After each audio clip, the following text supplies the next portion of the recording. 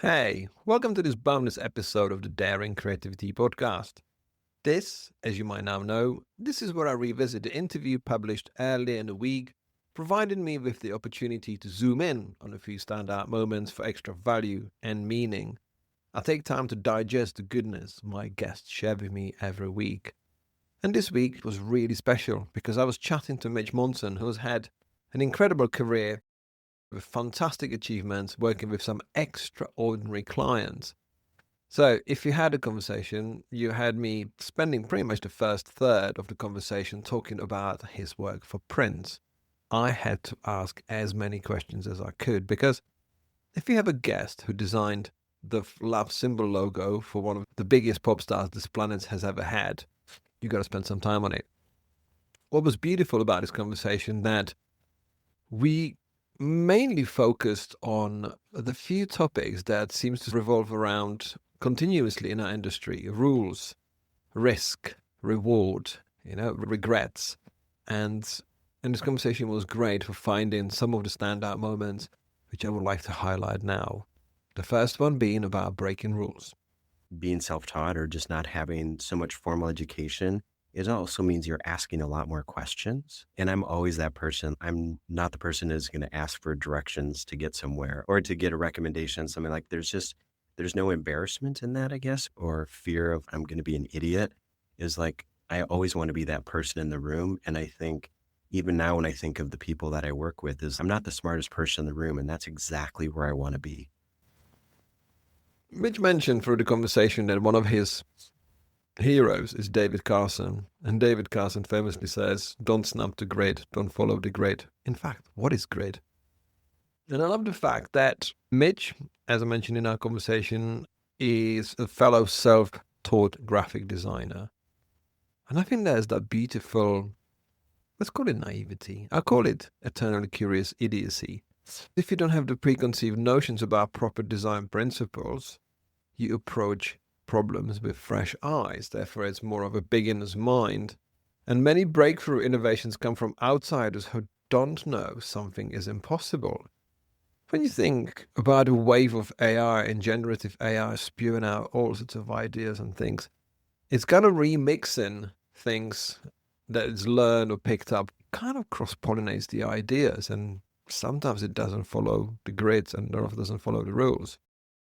So, in Mitch's conversation, you can't be afraid of breaking rules because you don't know they exist. And I love that he said that not knowing rules is a superpower, because you can see this as a bit of a bull in a china shop situation, but using carefully, as Mitch articulated in our conversation, he wants to be, let's put it kindly, the dumbest person in the room, because when you're the wisest person in the room, you're in the wrong room. You want to be in a place where you can learn, find your own space, find your own rules. There will always be conversation about traditional learning, new ways of learning, self-learning, self-exploratory work. But what matters in the end, it's how it makes people feel. Because I remember when I started doing my own little experiment and producing my own designs and business cards and stuff, and they were catching attention. And someone said, hey, you're not following the grid. And I'm like, well, you see, I haven't followed the grid, but we are now talking about what I did. Because if I followed the grid, maybe that wouldn't be as interesting. The second quote was something really magical. And I think there's this really beautiful article I read almost 25 years ago that literally changed my life in Fast Company. And it was about this interviewer that he had done like 1,000 interviews with senior citizens who'd retired and had really successful careers. And I look back at that article all the time. I give it to so many people on a regular basis because what it said is the biggest regrets were just leaving that music inside of you and not taking the risks in creativity and in relationships and not looking back regularly and not reflecting at different times of your life so you can kind of assess where things are and where you want to go. And I think that helped me so much at that time. And it made me take a lot more risks. So just like, I don't want to be that person. And what's really funny is in that article, it says, I don't want to be at 60 years old regretting that. And like I said, I just reached that point and I just don't feel like I have a lot of regrets. And I think that's a great place to be. I love when people use poetic words about situations. Don't leave that music inside you. It was just the music to my mind, really. It's poetry, isn't it? I love it. It just fits perfectly the theme of daring creativity. Mitch was referencing a quote from the Fast Company article from 20 years ago. And that article captures the human fear of unrealized potential. It reframes the risk of what might go wrong to what will I regret not attempting? And as you know, with the theme of Daring Creativity podcast, it's not about jumping out of planes. It's about doing the thing that you otherwise regret never starting. So, with Mitch's quote, the music inside you represents the authentic self-expression beyond external success metrics. It just doesn't matter.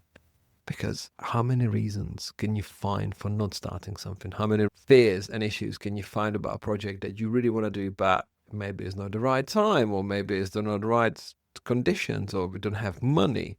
But most people intuitively know what they're capable of. To be making decisions from the deathbed is rarely taking about risks. It's about risks avoided. Because it links creativity to relationships. Both require vulnerability and authentic expression. When facing a creative opportunity, ask yourself, will I regret not trying this more than I'll regret potential failure? The next standout moment is about risk. So here's Mitch's quote. The way I've always approached things, and I think both in my work and just in, like when you were talking, I know you're a surfer, so for myself being a backcountry snowboarder and doing heliboarding and things like that, people just feel like that's like, why would you want to take that risk? But I think just like in my work, like that's when I feel most alive. Like when I have that opportunity to do something that's a little more out of the ordinary, or also has that risk component in it, that's when you do feel the most alive, the most excited about what you're doing. The most people that you admire doing something you wish you were doing will always admit they are very risk adverse. In Mitch's conversation, he admitted that he loves risk, but what seems risky is actually hardly spur of the moment situation, because when he goes, let's say, backcountry snowboarding or heliboarding, it's already like they are ready, they're tuned in, they're prepared, they're in the right performance state. It's not just a sort of idea of standing on a hill with your mates when you're 9 with your BMX bike going, I think I should give it a try, because that is a risk. That's basically spur of the moment, working on the adrenaline and a bit of a stupidity, thinking, I'll give it a go. The idea of risk in a professional application, it goes beyond the experience level. So his snowboarding analogy is perfect. Extreme athletes don't feel extreme because they're prepared, trained, and operating with their expanded comfort zone, something that applies to creative risks. When you think about the professional application of risk, taking on clients beyond your experience level, it's more about growth rather than risk. You'll be risking putting loads of money in a business venture that doesn't have heads or tails. Whereas if you take on something that you can understand the shape of, it's more about understanding how you can grow and learn from the situation. The topic of risk will never go away, and we can be prodded in from every direction. And I think it's the way how we internalize the way what we see as risky and what we don't, because the theme of risk and the way how we perceive risk really depends on how we see our space in the world. The final quote from Mitch was about investing in yourself. I had this thing come up the other day where a younger professional had asked me about, hey, I really want to do this thing, but the thing is, it's kind of expensive. My company won't do it for me. And I just heard those words and I just said, just stop a second. What's the purpose of this? What is the purpose of the thing and why do you want to go? And they told me very passionately what that was. And the only thing I said, don't you want to invest in yourself? Isn't that the most important thing?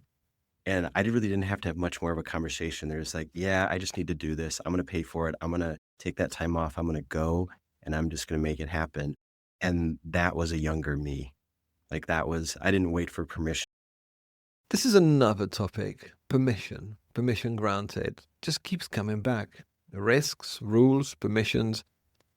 It's incredible because, let's be honest, like what we've created in the last many decades is incredible. The tools we have, the opportunities we have, the connections, the communities, all of this. Yet, you can also feel that we are still stuck in a certain way. And maybe is it because we have so much more all of available to us that we're still waiting for someone else to greenlight our development.